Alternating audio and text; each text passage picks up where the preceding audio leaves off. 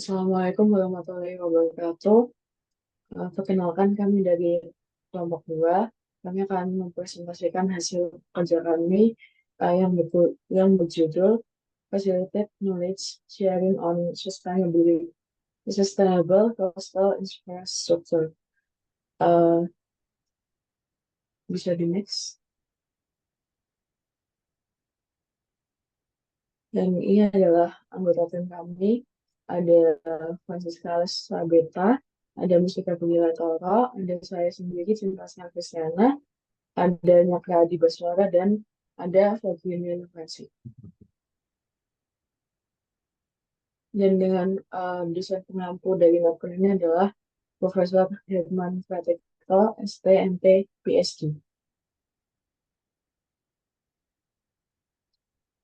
Oke, untuk yang pertama yaitu definisi dari bangunan pantai itu sendiri. Bangunan pantai ini adalah infrastruktur yang dibangun di garis pantai untuk melindungi area daratan dari kerusakan akibat gelombang dan arus laut.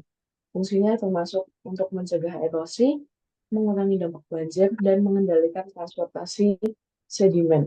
Lalu jenis-jenis dari bangunan pantai ini meliputi seawalls, moorings, jetty, bulkheads, dan breakwaters.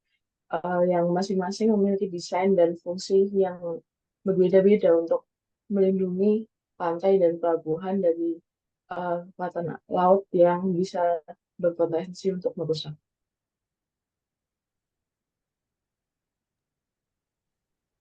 Oke, mungkin selanjutnya ada fungsi-fungsi dari bangunan pantai.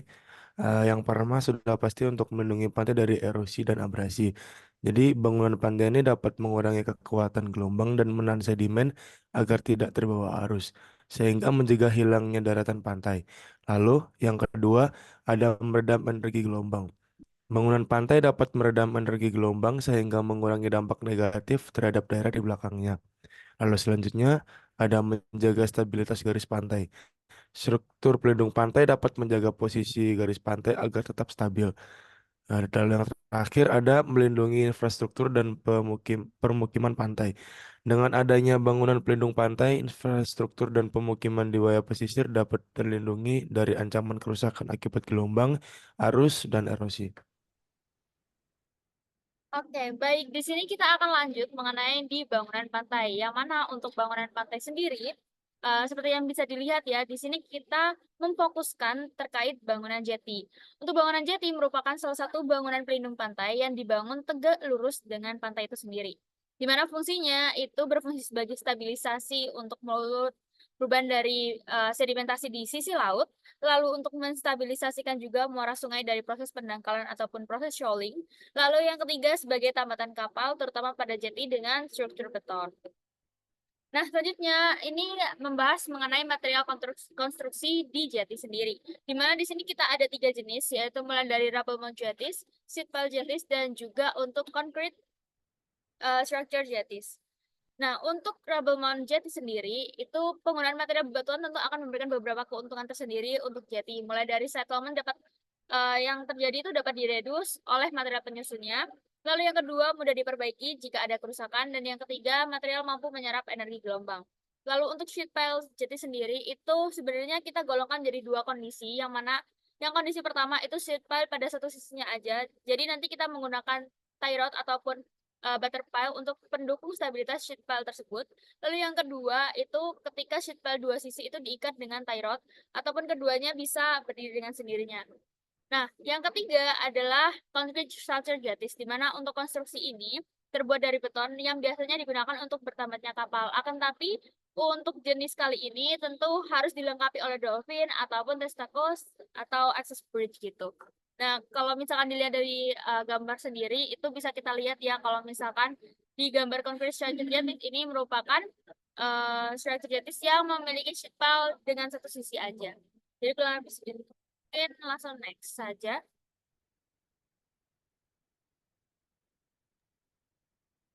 Oke, selanjutnya ada layout jeti. Dalam menentukan layout jeti, ada beberapa hal yang harus diperhatikan, yaitu satu, panjang jeti, kedua, lightning atau layout jeti, ketiga, tinggi jeti, keempat, permeabilitas, dan kelima, single atau double jeti.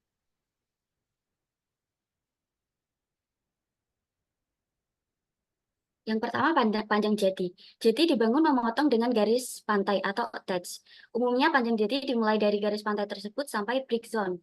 Akan tetapi panjang jeti juga bisa disesuaikan dengan kondisi lapangan seperti kontur dasar laut. Bisa lebih panjang atau lebih pendek. Oleh karena itu, jeti dibangun melintang. Pada jeti yang panjang bisa berfungsi sebagai groin yang menahan sedimentasi, yang biasanya dilengkapi dengan pompa untuk memindahkan sedimen atau sand bypassing atau dilakukan dragging pada waktu tertentu pada kedua sisinya. Yang kedua yang perlu diperhatikan yaitu layoutnya, yaitu disesuaikan dengan rencana geometri dari muara sungai atau mulut pelabuhan, dan direncanakan yang paling ekonomis dan tidak menimbulkan permasalahan baru di sekitarnya. Yang ketiga yaitu ketinggian jeti diharapkan mampu menahan semua gelombang yang datang, non-overtopping maupun overtopping. Yang keempat yaitu permeabilitas. Pada strukturable boom jeti diharapkan permeabilitas batuannya sekecil mungkin sehingga sedimentasi tidak masuk ke dalam saluran atau pelabuhan. Yang terakhir yaitu single atau double jeti. Mengingat arah gelombang selalu bergerak tidak dari satu arah, maka umumnya jeti dibuat double atau ganda dengan posisi sejajar. Selanjutnya ada struktur jati muara. Yang pertama ada lapisan pelindung yang berfungsi untuk melindungi struktur dari gelombang dan erosi dengan menggunakan batu besar atau beton untuk menahan dampak gelombang laut. Yang kedua ada lapisan inti, yaitu bagian dalam dari jati yang terdiri dari material yang lebih kecil, biasanya berupa batu atau agregat yang berfungsi sebagai penahan utama gelombang serta memberikan stabilitas pada struktur. Selanjutnya ada pondasi, yaitu bagian dasar yang diletakkan di bawah air untuk melindungi seluruh struktur, menahan beban dari atas, dan juga mendistribusikannya secara merata ke dasar laut atau tanah di sekitarnya.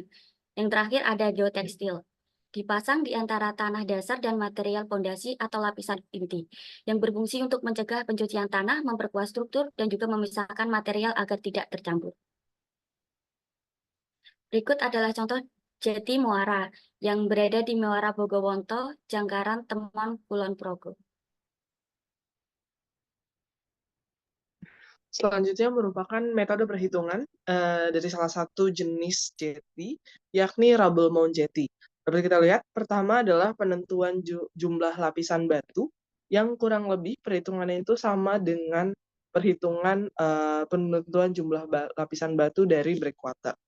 Terdapat dua cara perhitungan, yang pertama dari kedua sisi yang berbeda, dan kedua sisi yang sama.